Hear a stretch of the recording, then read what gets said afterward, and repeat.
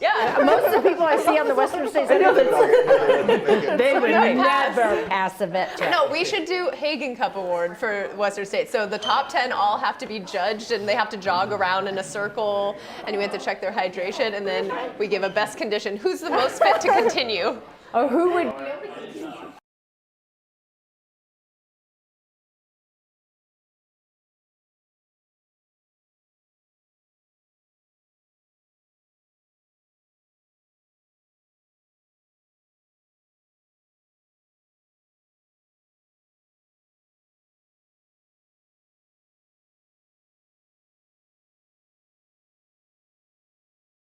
Sounds like a bad idea. Top 10 males.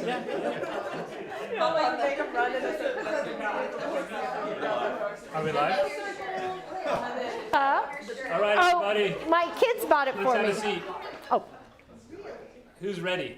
Woo! Woo! Woo! All right.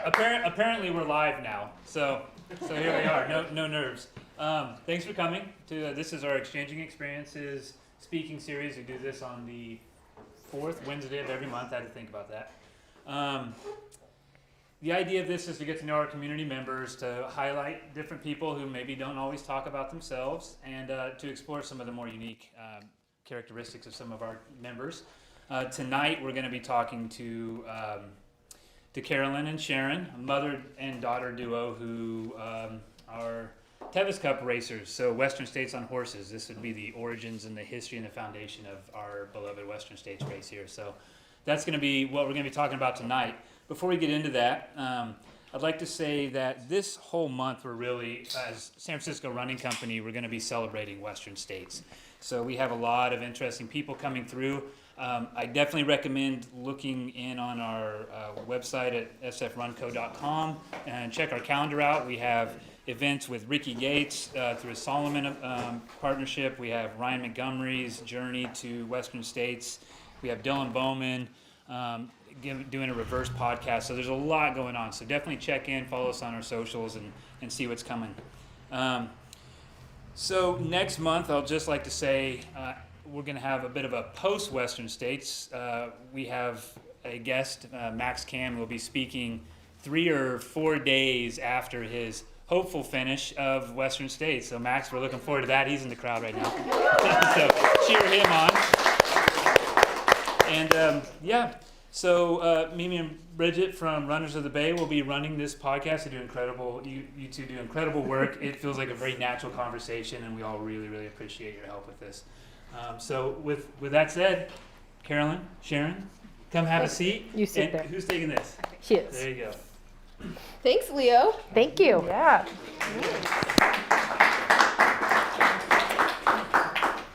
Well, this is exciting for us. We love Western States. We love learning more about the history of Western States. And actually, a couple years ago, we did sort of like a mini Western States series on the podcast. So go back, check it out in the archives. And yeah, we're excited to be here. So as Leo mentioned, thank you for the warm welcome. I'm Mimi. This is Bridget. We host a podcast called Runners of the Bay, where we talk to local folks doing really cool and interesting things in the world of running.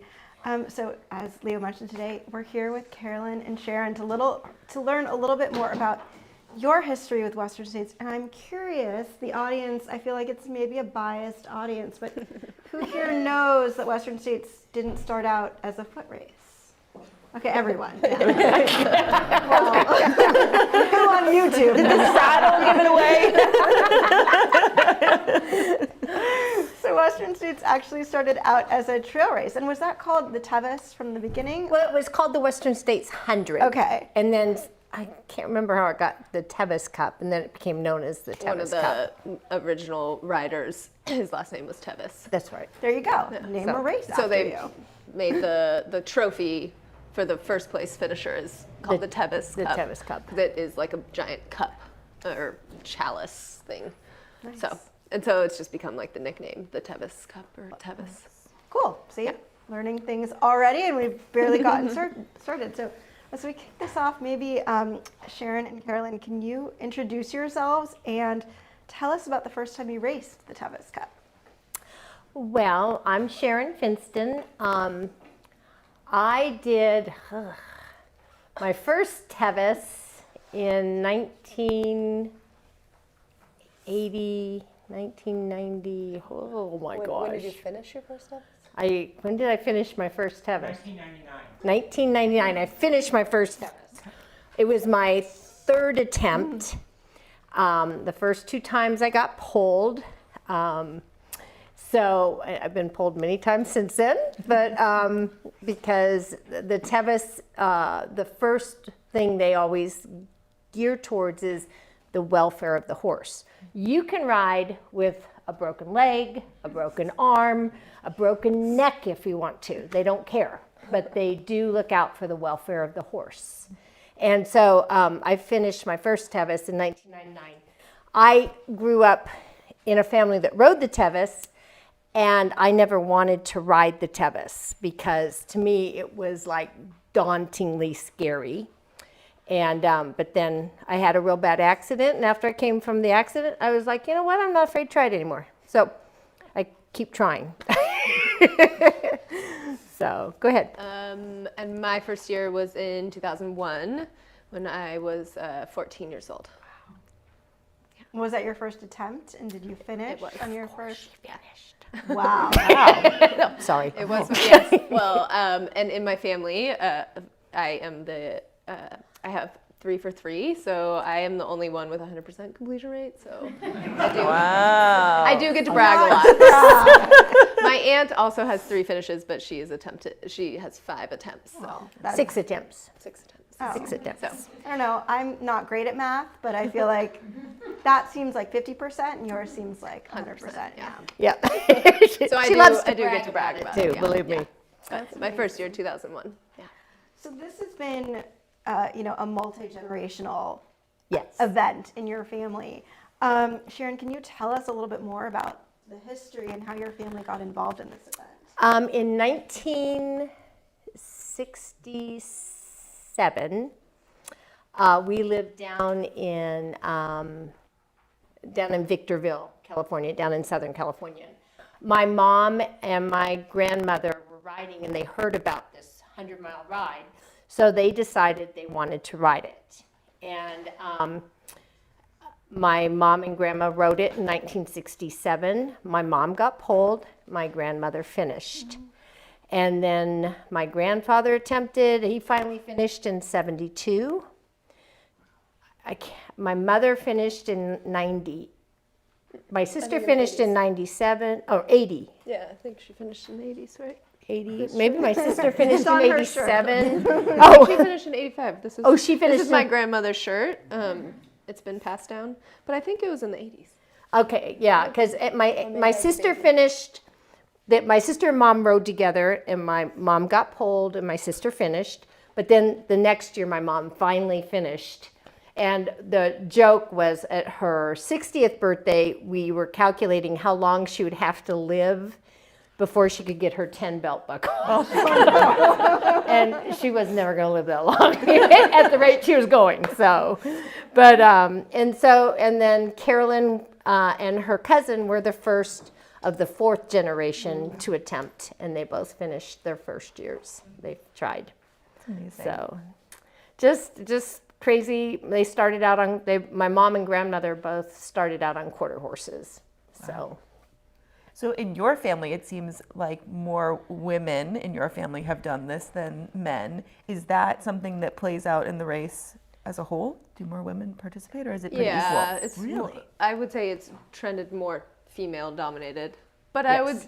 I mean, the first 4 finishers were all males in 50, whenever, the late 50s. So I mean, I think it started out male dominated, and it has switched to female. if you look around in the horse world in general, you tend to see more women with horses than men, and it's true in that. But we do have a number of males in the family who have finished. Yeah.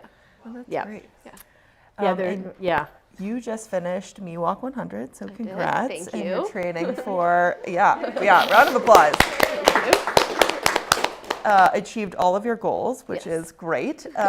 Training for Dipsy. So I'm so curious, how does training for something like the Tevis or any horse endurance versus training for a foot race, how does the training compare? well, obviously I'm doing a lot more work when I'm running, but I do get off my horse and run a fair amount. But I mean, the actual training is really similar to ultra runners.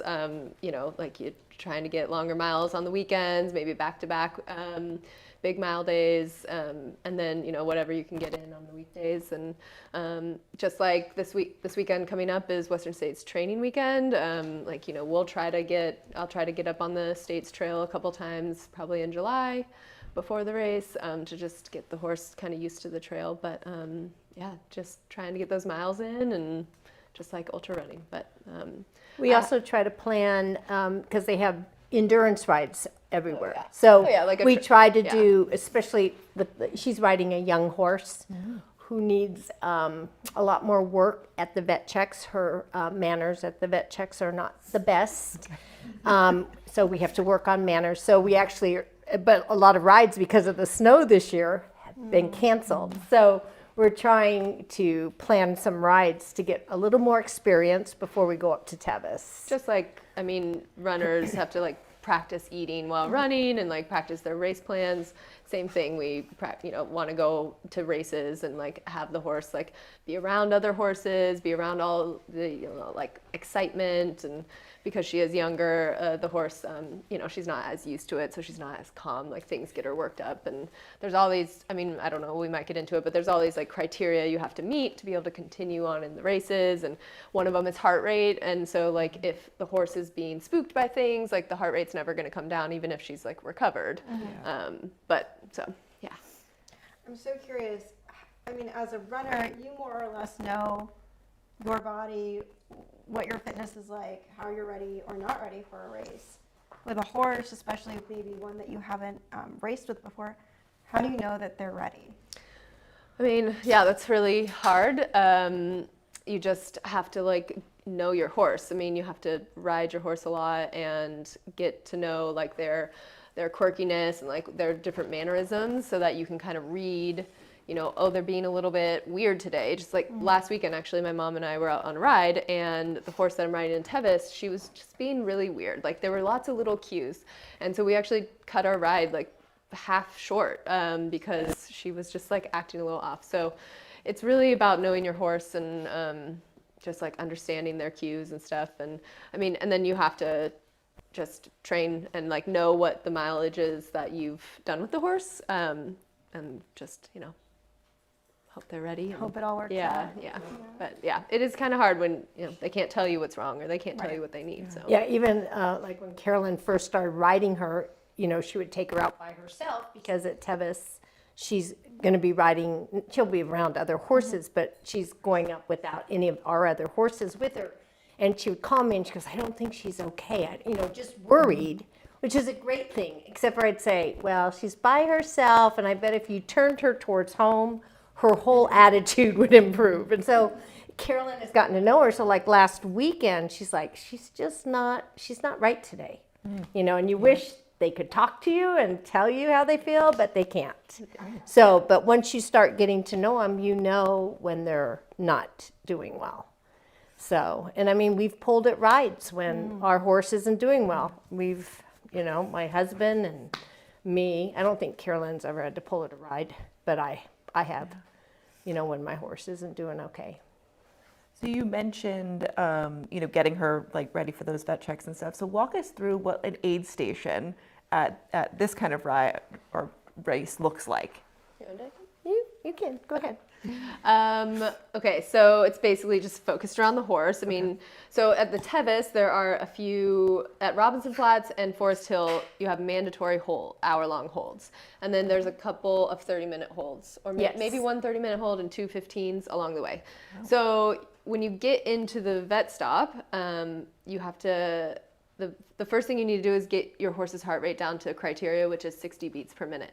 So your time doesn't start until the horse's heart rate is down. So like if you race in to Robinson Flat and your horse's heart rate is like skyrocketed, you're just going to be standing there wasting time. So most people, kind of walk or just easily come into the vet stops.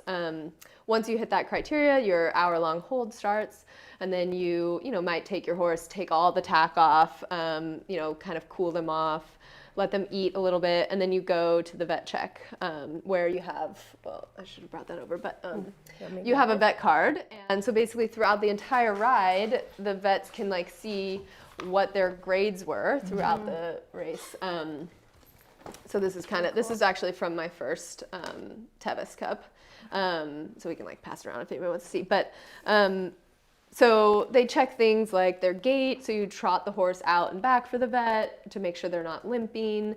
They check like hydration and capillary refill, just all these different vet things, gut sounds to make sure they're eating. So it's really focused on the horse. And then once you vet through, you probably still have like 30 minutes. So like the humans can sit and eat, or if you have an amazing, robust crew, like my family, because it's such a family affair, like, you know, somebody might vet your horse through for you while you like sit and, you know, people. We have like a 5-to-1 ratio of there's always a ton. It's like a total family, you know, everybody like shows up, and so. But if your horse has 0 gut sounds, they will pull you. If your horse is lame, they do lameness, grade 1, grade 2, grade 3. Usually on Tevis, if they're a grade 2, you're out. And some things, like if the gut sounds, if they go the gut's really quiet, because if their guts start shutting down, it means there's not enough fluid going in there, just like with runners. And you can, you know, end up having severe issues. And when you're on the Tevis and you're out in the middle of nowhere, that's the last place you want to have problems. So they are very strict about the welfare of the horse. And then just like, instead of, you know, a table full of like treats and goos and licorice and, you know, cookies and stuff, there's hay everywhere and carrots and like water buckets and sponges. So again, mainly just focused on the animal, and, you know, your crew can, you know, bring you food. So for the most part, yeah, that's the biggest difference. You know, there's hay everywhere and grain. Kind of like a Cliff Bar, you know, there's grain everywhere. Right. You know, I mean, people ask me like, what do you feed the horses? I'm like, well, actually kind of like a Cliff Bar, maybe a little less sugar. Yeah.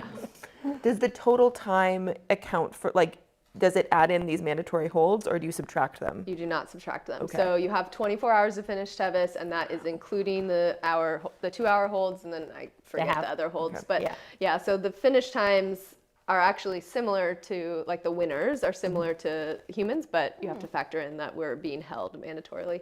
And you only have 24 hours to finish. There's no 30-hour cutoff, like in the run. So let's go way back.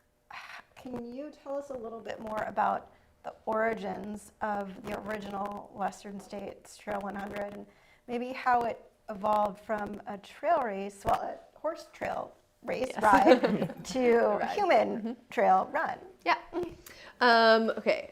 So Wendell Roby is the original founder, or he's the person who basically wanted to preserve this trail. It's very steeped in Native American history and gold rush history. So Wendell Roby wanted to preserve the trail, and he thought, okay, I'm going to do that by making it into a horseback ride where we start in Tahoe and go to Auburn, you know, follow the trail. And he wanted it to be like a way to see the trail, but also be very humane to the horses. So he instilled the really strict vet rules, because he didn't want anybody to think it was an inhumane kind of thing. Like, and that's why the finish percentage is less than 50% most of the time, because, you know, and most of the time it's not like a catastrophic reason why you're being pulled. It's maybe your horse stepped on a rock weird and their foot is sore now, and they'll be fine in 2 days.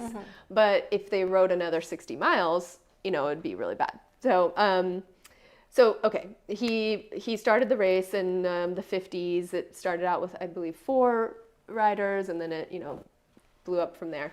And then in the 70s, the early 70s, Gordy Ainsleigh, he was going to be riding it. And I think he had done Tevis on horseback a couple times. I'm not exactly sure on that. But his horse was lame a couple weeks before. So he already knew, because you have to vet in at Roby Park, or Roby Park, Well, it used to be Squaw Valley at the time. Yeah, It but started you have to in vet Squaw in Valley. to even start the ride, right? And so, like, if your horse is already lame, like, you're not starting the ride. So he knew he wasn't going to ride, and I don't know the exact, like, who suggested it, but he basically was like, I'm going to run it. And it's crazy to think about, like in the 70s, him running it. He did it in under 24 hours, which is wild. And also, like, think about all the science we have, like goos and nutrition and water bottles. Like, I mean, he didn't even have a handheld water bottle. And But he had to run his horse with him. He had to have a horse with him. Yeah, no. No? I don't think so. No. No, he did not. allowed to go by himself. Yeah. Oh, I did not realize that because. And then also, like, he was just going into the vet stops. Like, again, there's hay and carrots and water. Checking his gut sounds. I don't think he was vetted through by the vets, but, like, there wasn't, like, a table with cookies and stuff Like you waiting mentioned, for it's him. like a Cliff Bar. You can take the head. Yeah. Mix it So together. he That's ran actually it. the origin of Clit. Yeah, right. So he ran it that first year, and then the next year, I think 2 or 3 other people joined him, and then I think it was like the 4th year after that is when they switched it to separate days. And now States is, the last weekend of June, and Tevis Cup is always towards the end of July or early August, depending on the full moon.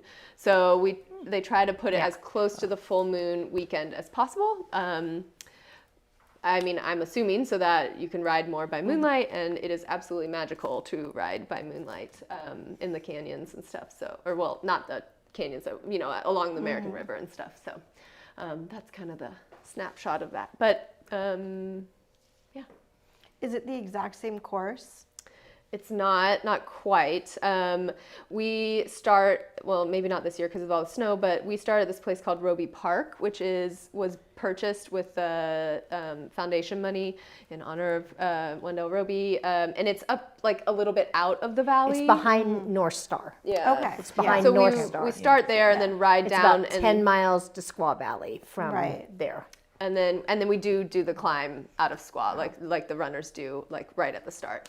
And then there's some discrepancies throughout, but not anything huge. And then the finish is different. Like we're not going on those roads like around all the houses, and we do not. Do you go end on the track? we end up on at the fairgrounds where they do the car racing. Yeah. On that track. So we the finish line for us is like when you get to the top of the climb, and then because the runners, they kind of get to the top of the climb and then they have to go and they finish at the track, but we finish there and then we can just walk our horses to the racetrack and we do our final vet check and then ride our victory lap.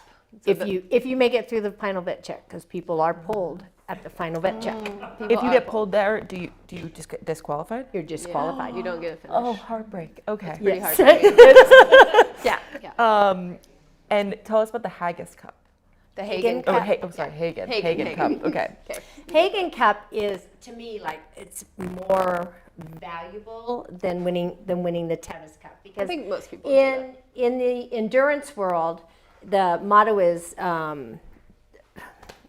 to finish is to win, but your horse has to be fit to continue. So the Hagen Cup is what they call the best condition award. So your horse is judged on how it looks like, and you have to do lots of like trotting out. They do heart recovery. They go over, look for like any swellings. And then they also calculate in the amount of weight the horse carried. That's, if your horse carries a Phoebe who weighs 85 pounds or a Sharon who weighs, I'm not telling, that factors in because that makes a difference too. But the big thing they look for is the attitude of the horse, how well it travels. Would it be able to continue a ride that day? And then that's to me, that is the biggest honor because you have to finish top 10. And then your time is calculated, the weight carried, and then the condition of the horse. And the horse that Carolyn actually rode in that middle picture, she has won high point horse at various rides many times. But because she was carrying a Carolyn, she's actually only won a best condition one time. And so anyhow, but to me, it's just such an honor when you win that because that means your horse you took great care of your horse and that horse can go on and do another ride that day. I So- am petitioning for Western States, the run to do similar. I really do think we should make all the top 10 finishers kind of jog out, like check their heart rate recovery. See? Check their attitude. Yeah, check their attitude. I mean, I think we should. Wait until the top 10 finishes and then just make them run a 400 around the track. Yeah. Exactly. Who's the most fit to continue? I mean, I think this is. I think I'm onto something, I and love you know, it. I'll talk to Diana about it. Yeah. Make it happen. I think this Make is it happen. This is Yeah. a great idea.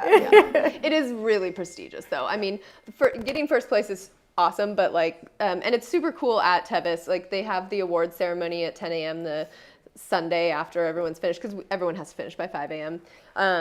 And, you know, they bring all 10 or what, you know, some people choose not to show their horse for best condition, you know, if they're not looking great. Or they don't even show up for the but top 10 awards. Yeah, they'll bring all the horses out so like everybody in the crowd can like, you know, see them, and like it's pretty electric. Like when they announce the winner, it's like super cool, and yeah, they, you know, show the horse and stuff. So it's very prestigious to win the Hagen Cup. So when Carolyn goes top 10 and wins the Hagen Cup this year, I'm really excited to see how Mo thanks. loves eating out of that thing, because she's going to be like, So way. It's a big cup, and they'll put some like grain in it, and then so it, like flowers for the over the picture, neck. you know, for the horses eating out of the cup. And some horses will do it; they're like, heck yeah, and some are like terrified of it. But well, my That mom was a just joke. totally That jinxed was a me. joke. But you know, I might did be not like the jinx horse her. I'm riding. You know, she's looking very good, and you know, I might be attempting for a top 10. I do have, not to brag on myself again, but I do have also the fastest finish in my family and the highest finish. So Brag it up. I got 14th my last year. I did it in 2005. And so. she would have gotten top 10, but she waited over an hour from me. My horse wasn't doing well, and I kept telling her, just go, just go. She goes, no, Mom, we're doing this together, and the together didn't happen. She went on. So she lost over an hour and 15 minutes okay. waiting for me. But no, she has it through the years occasionally looked at the time and went, wow, if I hadn't waited for you, I would have gotten a top 10. It would be cool. It But would have been cool. So in thinking about that in place, you know, sometimes we know the field in Western States and people can kind of say like, okay, I think, you know, so-and-so is going to repeat, or like this person has a really good chance this year. Does that happen in the horse world as well, of like kind of the same people at the top, or Yeah, it predictions, happens. or is it harder, more of a crapshoot every year? Well, because you can get pulled, like, I don't know, Jeremy Reynolds, has he ever run Western States 100? He has. Jeremy Reynolds, he's won the Tevis. He's been pulled at the finish line. And so it is a crapshoot, because you tend to have a lot of the same people up in the lead. You know, they have, just like in the running world, they have sponsored riders, and you know, and then there's a lot of people that aren't sponsored that just ride because they love to ride, which is me. And but the pull rate is over 50%. Yeah. And it can be for a number of different reasons. So But there are, like, when we go to rides, you know, most people aren't traveling really far. There are some people who travel pretty far to come to Tevis, but, you know, the majority of people are, you know, somewhat local, Western region, you know. So you see a lot of the same people. And so, you know, the people who are, you know, riding horses that look really good. And there are a few people who have, you know, top 10 many years and on, you know, multiple horses. I mean, it's also really prestigious to have a horse who's done Tevis multiple times. So, yeah. How often does that happen? Like, is it usually different horses? each no, year? a lot of The horses same? are repeats. Like, well, my sister finished on Tough Stuff. My brother finished on Tough Stuff, you know. So it's a, you know, it's a family horse we had, and we've always tended to share our horses. Carolyn's riding my sister's horse this year. You know, it's just, you know, how it's been. So it's sometimes you see there's horses that have, you know, 10, 11, 12 finishes. And there's others that get 1 or 2 finishes and something happens and they're done. So How do you know what type of horse is sort of cut out or can be trained for this type of event? well, like I said, we started out on quarter horses, which are not known to be endurance horses, but we also weren't going top 10. My mom and my grandmother were riding to finish. The Arabian is bred for endurance, so they are the most common horse you'll see out at the Tevis. The majority, or an Arab mix of some kind. And then a lot of People it's ride mules, people ride. which is crazy. Absolutely crazy. We had a mule for 4 months, Really and that's uncomfortable too. well. You can ride any type of horse. Like a cheetah? Are you asking? Oh, are you talking? What's for it? Like, what do you mean? What's a horse? This fake Unicorns are allowed. If you want to put a unicorn on your horse, go ahead, But mules are not as common, but they are ridden. People ponies. actually. There have been ponies, like kids who will ride ponies. Yeah, there was a. Yeah. Ponies can be tough. Yeah. I just have visions of Tony coming out there with a dog. Like you stop the animal. He's like, "Is this Tony's a horse?" riding Tevis next year. I want to see someone do it with like one of them little like sticks horse.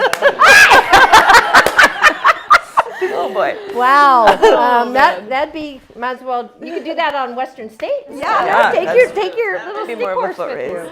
you. But I mean, for the most part, it's Arabs or Arab mixes. But there are some, other people who ride Mustangs or quarter horses. Yeah, so there's some other breeds that come in there, but for the most part, they're Arabs. Yeah. It's really interesting.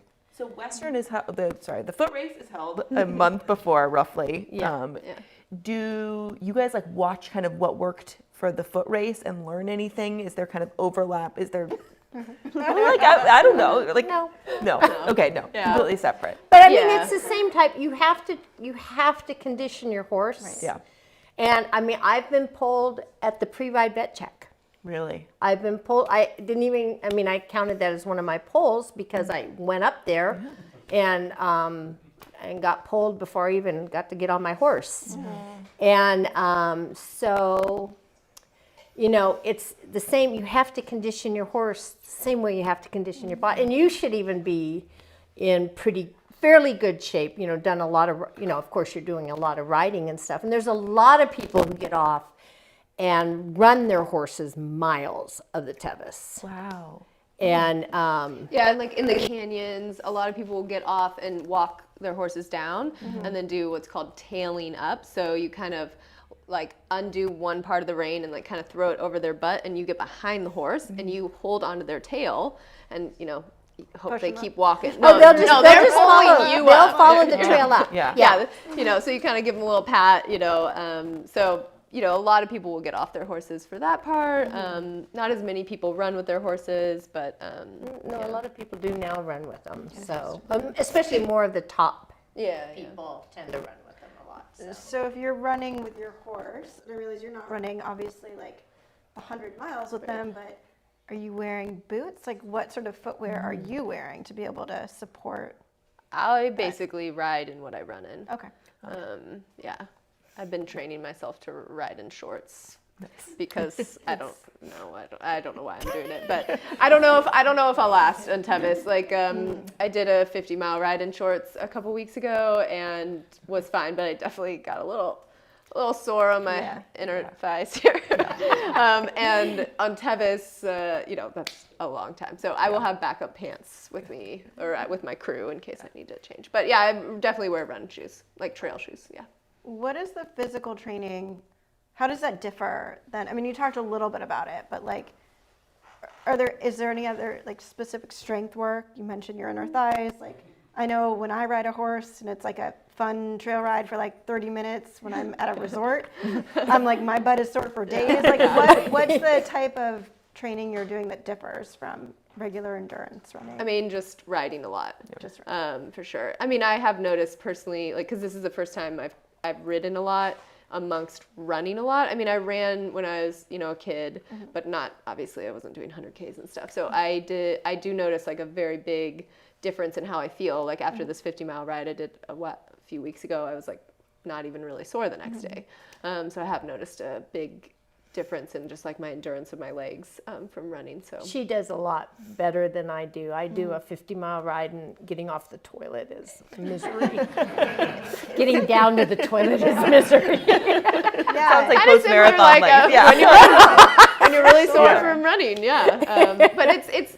I mean, a lot of people ask me this question of like, is it hard to ride? And I mean, it's nowhere near as hard as running 100 miles, like in that sense of like you're moving your own body over 100 miles. However, to ride a horse 100 miles especially, you have to ride with the horse. You have to like be in sync with the horse. If you just sat on the saddle and just plopped there for 100 miles, one, you would be in a lot of pain. And also that would likely hurt the horse. So there's a thing called posting, and it's like a rhythm thing that you do in the stirrups where you like kind of push up with every kind of trot movement. So it's a big quad workout, especially, going downhill if you're trotting and stuff. So you are working. Are you working as hard as you were running? No. But you have to be a part of the ride. You're not just plopping on the horse. What is taking care of yourself during the race look like? What are both mentally, and nutritionally? Yeah, physically? you gotta eat, you gotta drink. It's hot out there. It's a month later than the run, right? So it's even hotter. But it's nice when you have amazing crew, big family who's like there, like at all the big vet stops, right? Like there'll be people like probably massaging my feet, like, so yeah, you gotta make sure you're eating and drinking kind of just the same, as running, and but the ultimate focus is on the horse. Can you tell us about the history of the overlap between people that participate in the trail run and then the foot race? Yeah. At Western? There's only like somewhere like in the mid 70s of people who have done both the run and the ride. And then there's only like around 25 women who have done both of them. So that is my ultimate goal. Obviously I've done Tevis, so I'm still trying to get into Western States, and I'm very excited to be part of that group. Yeah. More bragging rights at the dinner table. That's right. Yeah. But my mom wanted to run Western States back in the day, but unfortunately she's had, a few fluke knee injuries and surgeries and stuff, so she can't. But I really am like the only other crazy one in my family who like wants to run it. Like everybody else is like, that's stupid. Like, no, like none of them want to run it. So it's not as much bragging rights as like the fact that I have a 3 for 3 and the fastest time. Like everyone's gonna be like, okay, cool. And they're gonna come out probably when I run it and, be there, but they're not as impressed by the running as the horse family. Yeah, they are. Well, but they're impressed, but yeah. it's not as, not as big like there's a whole wall at my grandparents' house of you only get on the wall if you have finished and have one of the like Cougar Rock pictures or, a picture on your horse that you finished on. And like, you are not on that wall unless you finish. So like, there's no running wall. It's funny, my sister-in-law, she finished the Tevis a couple years ago. She had attempted the year before on one of my sister's horses, and she ended up getting pulled, but she had a picture of herself going over Cougar Rock on my sister's horse. So when she finished, she leased a horse and managed to finish that year. But she asked my mom, well, can I put the picture of me on Tuffy going over Cougar Rock on the wall? And my mom said, no way. That is not the horse you finished on. So it is a big deal to make the wall. So Cougar Rock, this is just like a really iconic picture. YouTube people can't see it, but you can go around Cougar Rock. It's a pretty treacherous thing. Like you want to feel comfortable on your horse going over it, but it does make for a really epic picture. So like my first year, actually, we did not go over Cougar Rock because we were just trying to finish, and we didn't want to add that element in of possible. Horses have fallen. Yeah. It can be like not great. That can end the ride for people. So yeah. I'm so interested. You just said you can go around it or you can go over it. So is there like how strict is adhering to the trail in this race then? It hasn't always had a trail around it. So like, Okay. Oh, yeah, that only. it hasn't been that many years. But I mean, Yeah. I think it's, because they were able to put a trail around it, like, okay, like you don't have to go over it. But then what also would happen would be the backup at Cougar Rock would get really, really long, where it would actually cost people their Tevis finish because they would miss a cutoff time. And on the Tevis, you do, the vet checks, you do have cutoff times. just like in the run. And if you're late, if you are literally 1 minute late to a cutoff time, you are out. And so that's what would happen at Cougar Rock is the backup would get really long. You'd have people who couldn't get their horse to go up, and they, so And when you're they like ended up. standing in a line of horses, the horses get worked up Yep. too Yeah. and nervous, and it just causes It chaos. was so. causing chaos, and so that's when they put the option to go around. And I mean, even the last time I rode Tevis, I was going to go over Cougar Rock, and when I got there were like 25 people in line, and I went, nope, not doing it, not standing in worth it. line. Yeah. So that's I think that is the main reason why they ended up putting the bypass. They call it the makes sense. bypass. But other than that, you have to adhere to the trail. Yeah. And and there's really not too many places you could take shortcuts like on the Dipsy, but there's really not too many places that you could cut off some miles off the Tevis. Trying to do that. I don't think it would work. So. So you mentioned that, there's no wall for running, but it sounds like both of you have a history with running. I'm curious, like, how did your love for trail running come into place? Oh, it's running the trails is amazing. I got run over by a deer training for my first Dipsy with Carolyn. So, and it caused You're gonna my probably have to first explain major knee injury. Wow. And my husband and I were running, and my dog went after a deer, and the deer charged my dog, and my dog took off, and so then the deer proceeded to charge me my gosh. and hit me, and that started my knee. And since then, I've had to have a couple knee replacements, and so. Just to fill out the story, she was run over by a deer on Deer Run Road. Oh no. Yeah. So anyhow, but I mean, and I like Carolyn. That's the name for your memoir, by the way, right? Carolyn loved running with me as a little girl. I mean, Yeah, I have memories, like, I think I was like 5 years old, and my mom would be going out for like an 8-mile run, and I would like she would run with me for like a quarter mile and then run me home, and then she'd go back out for the rest of her run. So like, I have memories of running like since I was like 5 years old, and well, I always said she never walked. She literally went from crawling to running, and she's loved it her whole life, and which is really cool. Yeah. So. And she's lasting longer than I did because she doesn't run into deer. So Don't run into learn deer. from her mistakes, yeah, learn from me.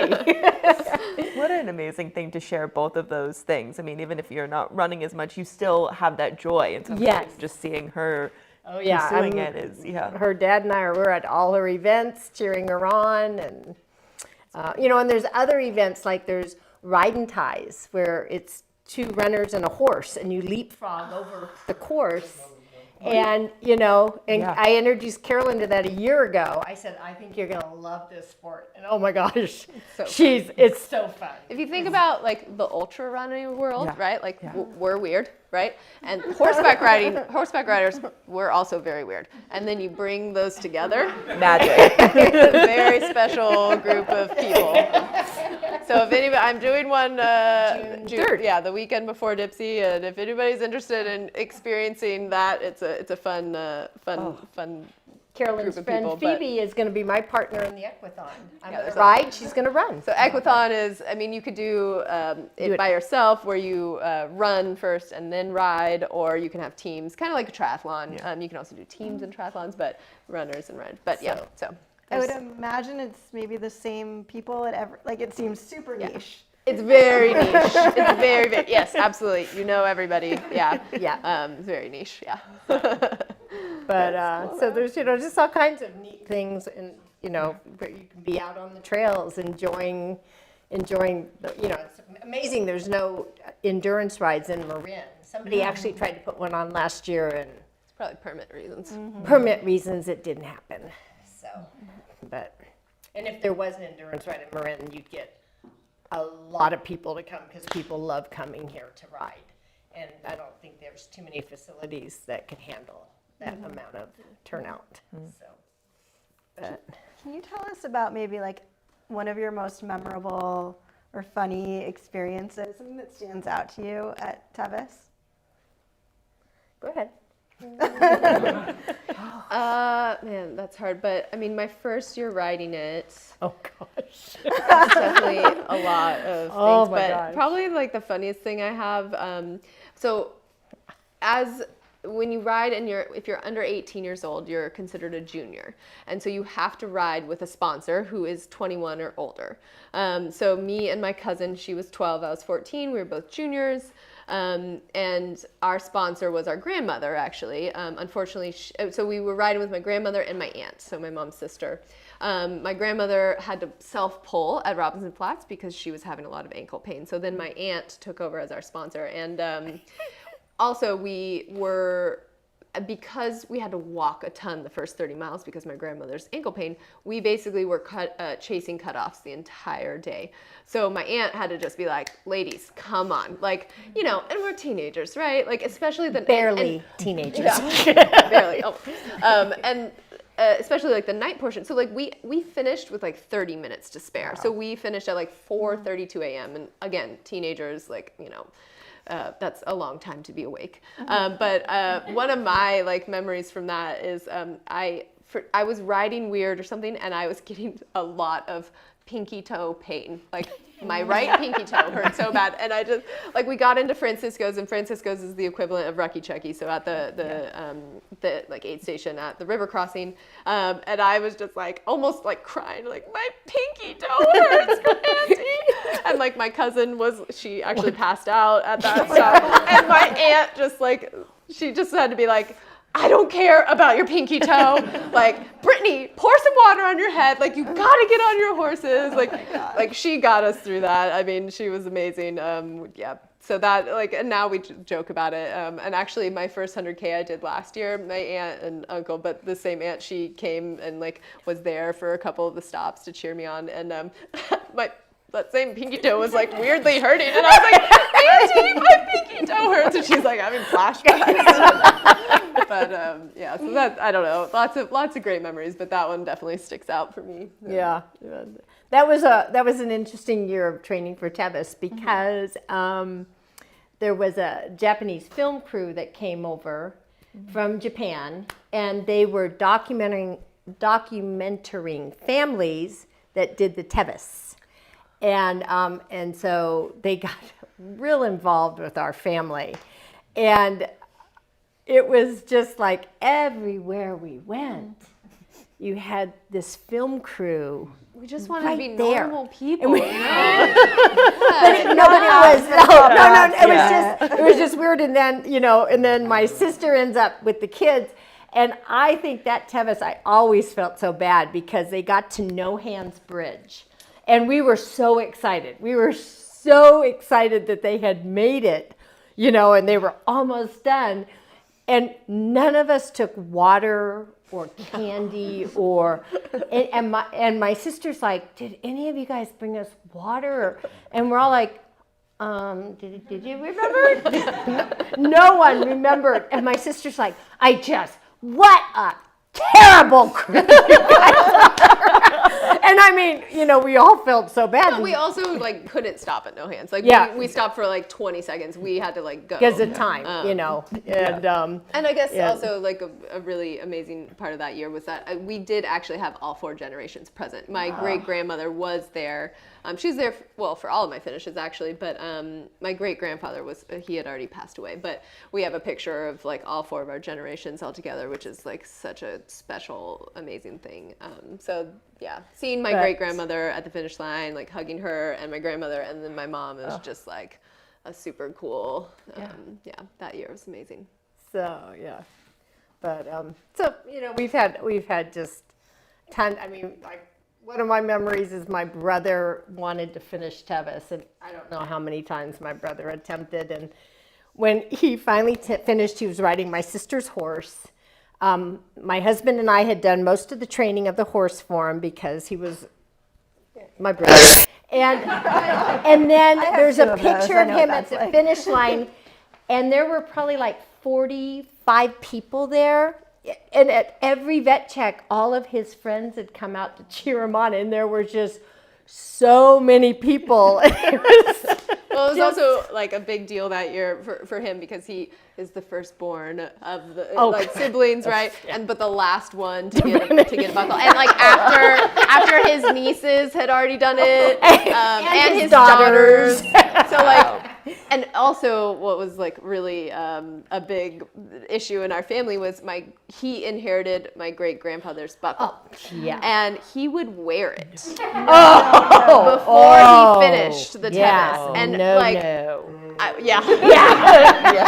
Oh, believe me. Believe me. That is exactly what we did to him anytime he wore it. And he would just wear it around. And we're like, that's why you haven't finished, because you're jinxing yourself. You can't wear it. Now he can wear it. So he finally finished, and then we told, now he's allowed to wear the buckle. But oh boy, made us all mad that my grandfather left him the buckle. He had not earned it. Right. Just the way it goes. We do give him a hard time because also the picture of like the whole crew around this one rider. But I mean, that's just our family though. Like we all like to come together. And, even though it's like totally unnecessary to have 30 people crewing one person. It's like too many cooks in the kitchen. But it's a support thing. And amazing. Yeah, it is fun. What has this community meant to both of you? The horseback riding community? Both. The horseback riding community and the running community. Well, for me, it's been really fun, like getting more involved in the community and Marin here. I mean, I grew up here and then I left for 15 years. And then I just came back in mid-2020 during the pandemic. And it's been fun to get a lot more involved in the running community and educate and teach people. Because runners know about Western States Run, right? Mm-hmm. But a lot of people do not know the origins of it, and it's super fun to like kind of blow people's minds, be like, oh, it's a horseback ride first, right? And so that's been really fun, and I mean, I love the running community. The horseback riding community is like got its quirkiness as well, and it's an amazing community. But we don't have, it's more of a family affair for my family, and because there's not a ton of endurance riders in Marin. There's not, I always tell people, like, if you see horses on the trails, especially like north of Tam, it's probably us. If you're, in Tennessee Valley or something, there are some horses, but a lot of the riders out there don't really go on the trails. They stay in like the arena and stuff. So if you see horses, it's likely our family, but or people riding. Yeah. But the community, the running community has been really amazing, and it's been really fun for me to educate. But it's been really, for me, it's been wonderful, like having Carolyn back, and then to see her so happy and so involved has just been awesome. And it's been really nice for me to have her come back and want to ride again, because she didn't ride for so long. And then, I've introduced a lot of people. My friend Diana, Phoebe's done endurance. Scott, her dad, comes and takes pictures and cruise. And, and my husband hadn't ridden a horse until he met me. And now he finished Tevis. As well. He finished Tevis. He got his Virginia City 100-mile belt buckle before me. So, but I've loved bringing people into the sport because, it's becoming an older sport. She does lessons for like kids, well, any age actually, but she does a lot of lessons for young kids, teaching them like horsemanship and how to ride, and that's how we met Phoebe, and What's the youngest? I think I had a 5-year-old. All right. My daughter's got a few years. Actually, I will correct you there, because my sister, at the age of 2, my sister lived to ride a horse. And my mother could not leave her alone. At the age of 3, she actually tied the mare up and taped her tail and was on her way up to get the stallion that she wanted to breed to one of our mares at the age of 3. my This mom is the had aunt left that her. got me. My mom had left her with a good friend that owned this ranch, and my mom said, "Do you know where Karen is?" And he's like, "She said she was going to go breed shaver." And she said, "You need to go Learning see about where life. Karen is." And Karen had already taped up the mare, so she was 2 years old, and she lived to ride a horse. And so start it's, young. I mean, I was up riding one day, and this little boy, he was in diapers. He wasn't even 2 yet, and he saw my horse, and he came running to me, and I asked the people, "Can I put him on?" Yeah. And I put this little he wasn't even 2 yet, little boy on the back of this horse, and he bawled when his parents told him he had to get off. And I said, "You guys should put him into riding. This kid's a natural." You know, so it doesn't matter what the age is. It depends on the person. Yeah. So, I have an 8-month-old, and she will not. well, that's 8 months. It's a little young. It's young. She will not stop moving, and so I'm like, oh God. Gotta put you in something serious. It's trouble. Yeah, that's funny. So before we get to some final questions, we'd love questions that Bridget and I are going to ask. We'd love questions from the audience if anyone has some. Kati. I wrote them down.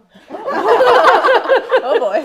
Okay. Wait, so first, since you just talked about it, can you learn to ride as a grown-up well if you've never ridden a Oh, horse yes. and you're definitely Yes. not a natural?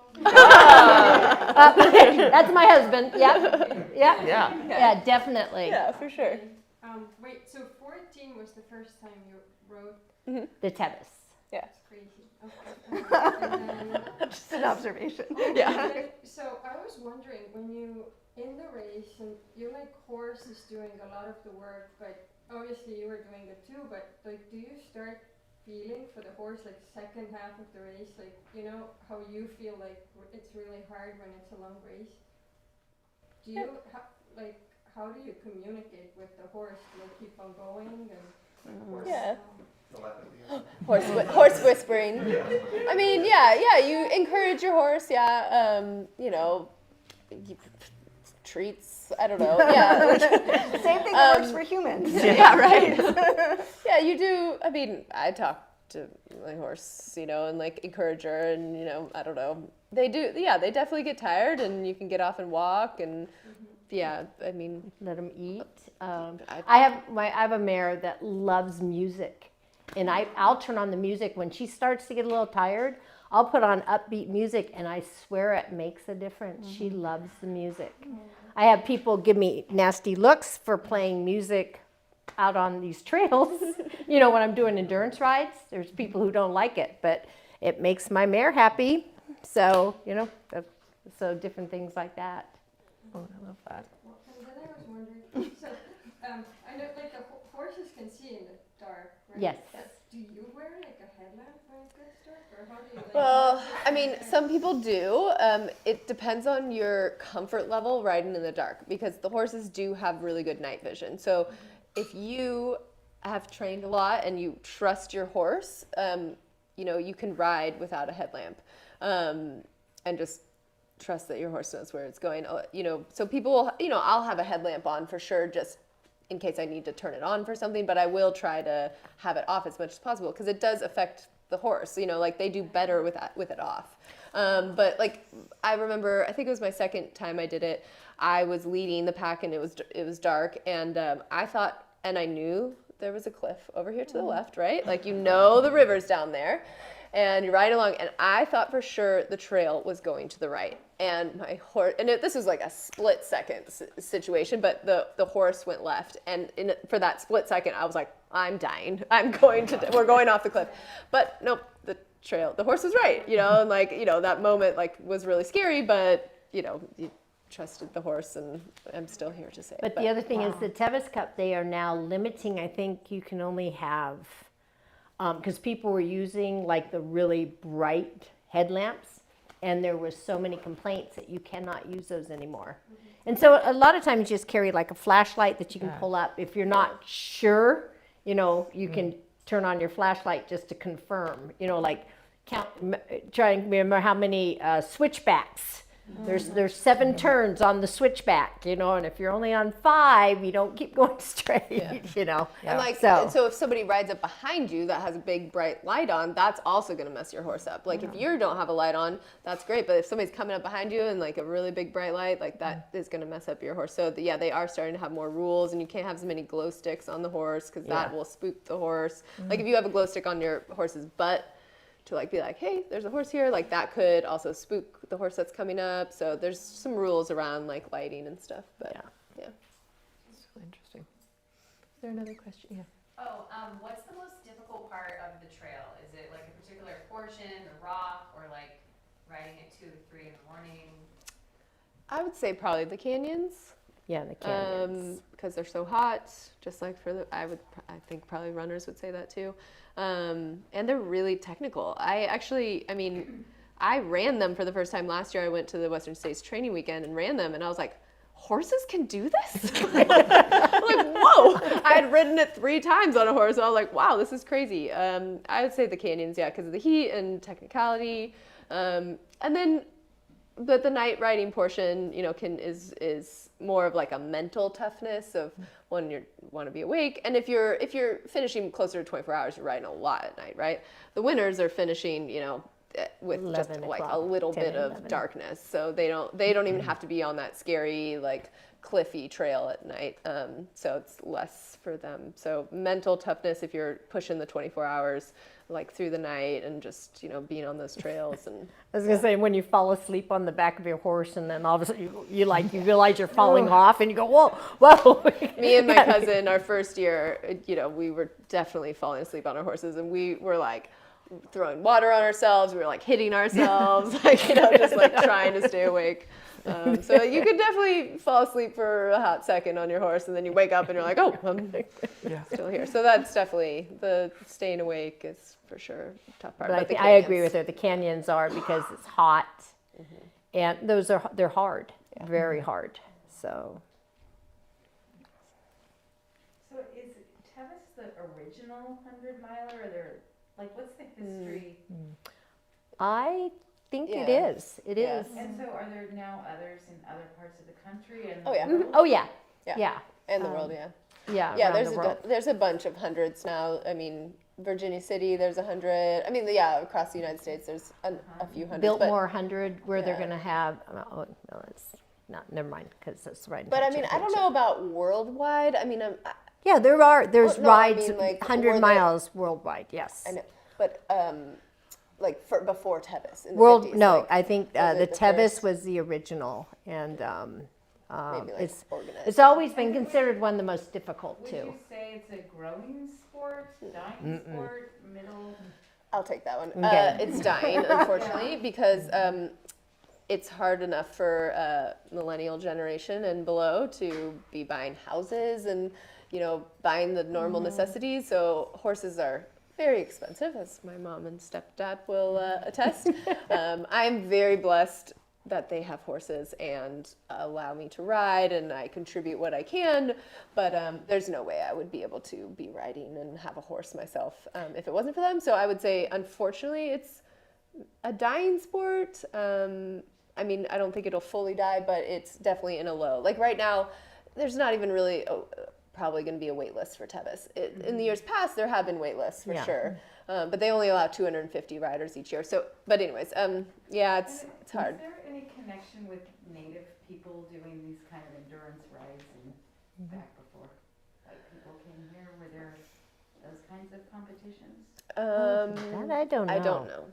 I don't know about that. I was But also that- going to say about the dying sport, the other thing that's becoming very hard, and I'm not sure in the running world if this is the same as well, is getting the permits. And, you know, it's getting harder and harder and more expensive to put these events on.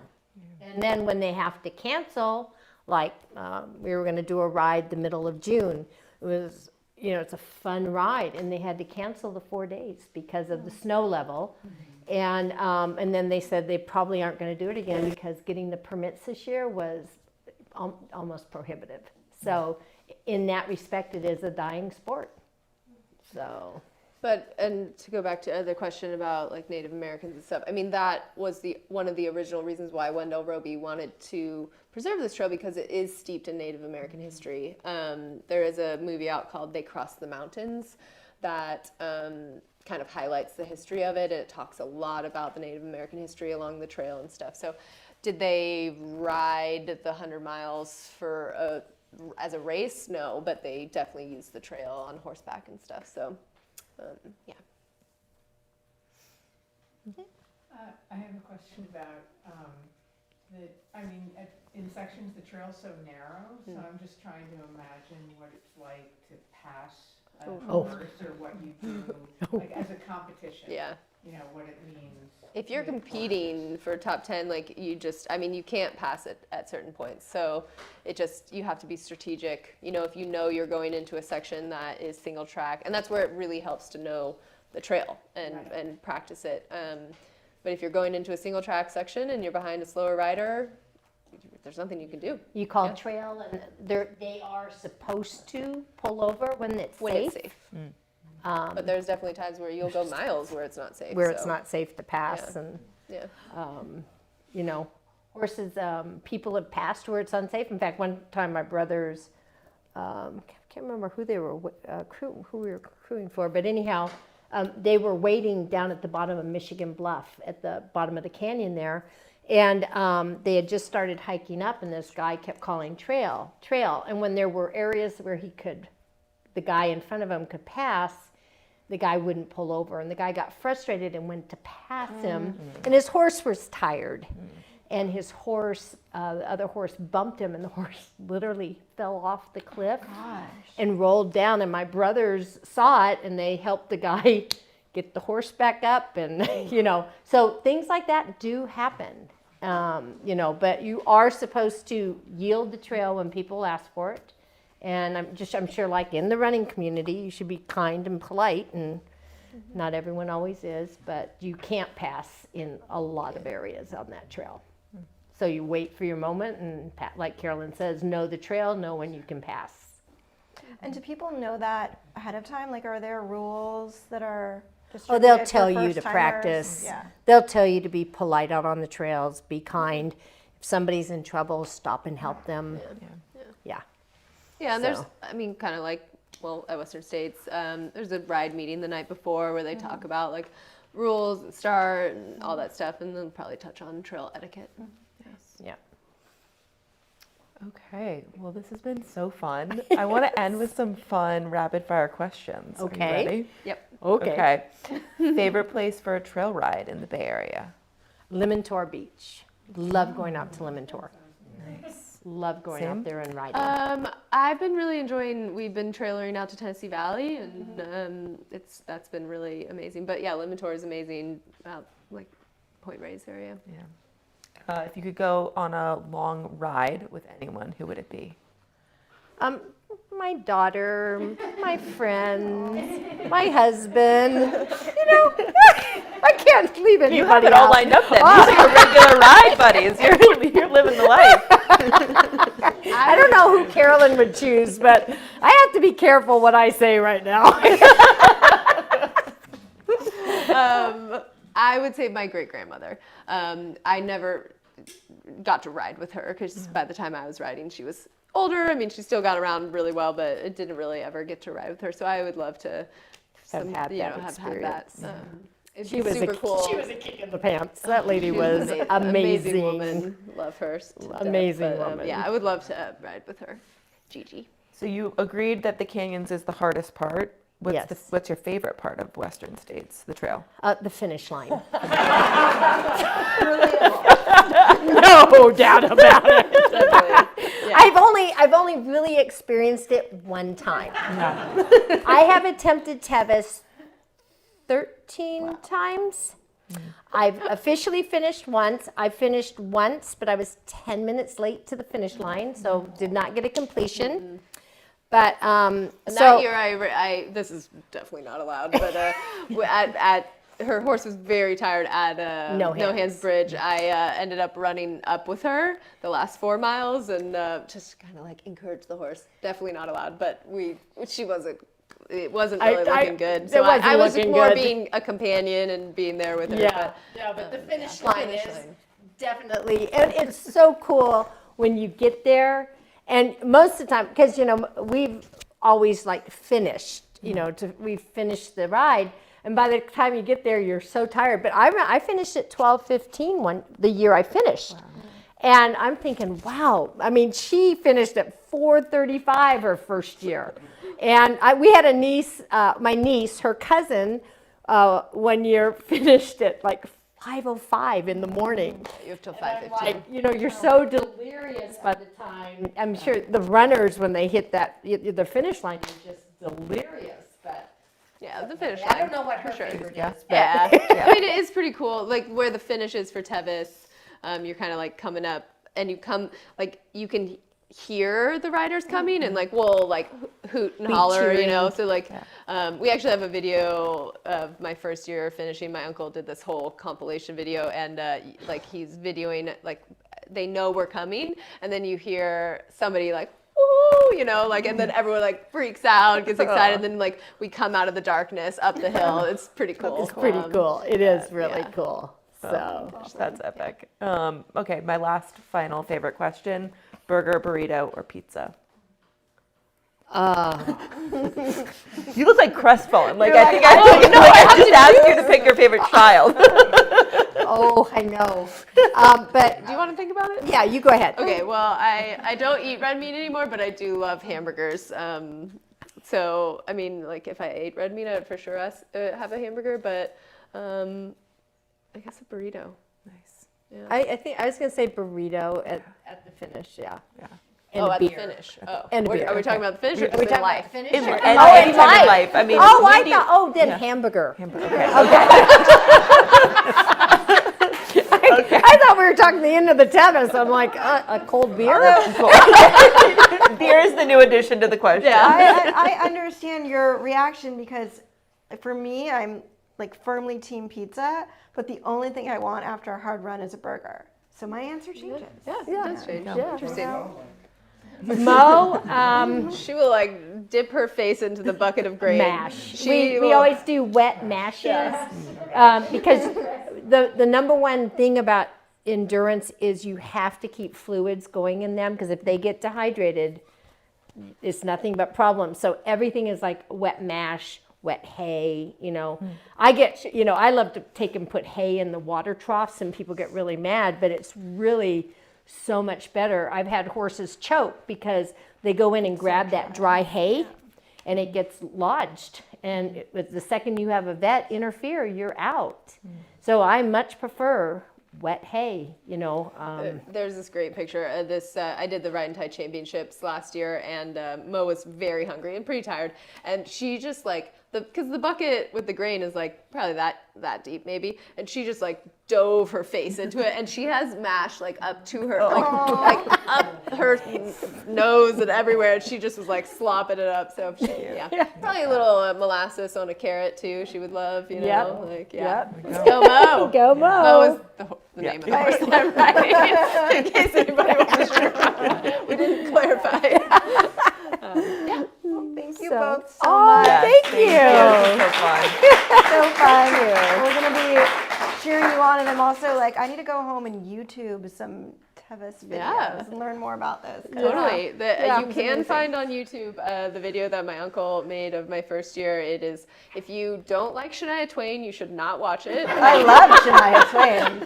The entire soundtrack is Shania Twain's theirs. But it's actually a really fun video. I mean, at least for me to watch, because it's chronicling like our first year doing it, and lots of pictures and videos. And yeah, you can find it on YouTube. It's pretty funny. I actually meant to have it streaming here, but we didn't. Amazing. I'm going to do a little podcast takeover here. Okay. Yeah, I recognize, hi everybody, we do have Diana.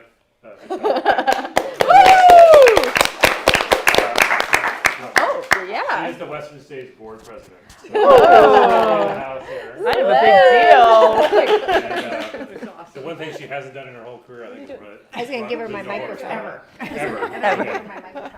So, but she's quite accomplished. But anyway, just wanted to recognize Yeah. that she's Thank you. in the Thank other you. races. Yeah. We're working aid station. Yeah, Diana, Tim, Slowly gotten introduced to Tevis, and it's an amazing event. Yeah, that's awesome. Where are you gonna be Thanks for this being year? here. At Red Star. Red Star. Oh, that's my favorite place to get That's pulled. where we were last year. Oh, she's gotten pulled at Red Oh, Star. that's I remember. yeah. My were there son last likes year. to make the joke. Are they gonna actually see us at a vet check or see me at a vet Yeah. check? Yeah, we Because haven't I've seen been her pulled at in a Red while. Star Yeah. quite a few times lately. Well, this year we'll look for you. No, I'm kidding. We'll look for you, getting you out of the aid station. Thank I you. don't plan on getting pulled at Red Star. Yeah, Well, we'll make that's sure good. Carolyn- So Yeah, what make is- sure she continues. What's the exact date of Tevis? July 29th. July 20th. Yep. Okay. So, And we do have a equivalent webcast. Yeah. To track. Yeah. We can all track Carolyn. Yeah, So and we'll if have anybody that. wants to know, like, where, like, I always recommend if you want to come up, like, a day trip or something, it's really fun to go to Forest Hill Vet Stop, because you can kind of be on Bath Road and watch all the horses coming up, and it's, more accessible, but yeah. And fun. last question, are cowboy hats required?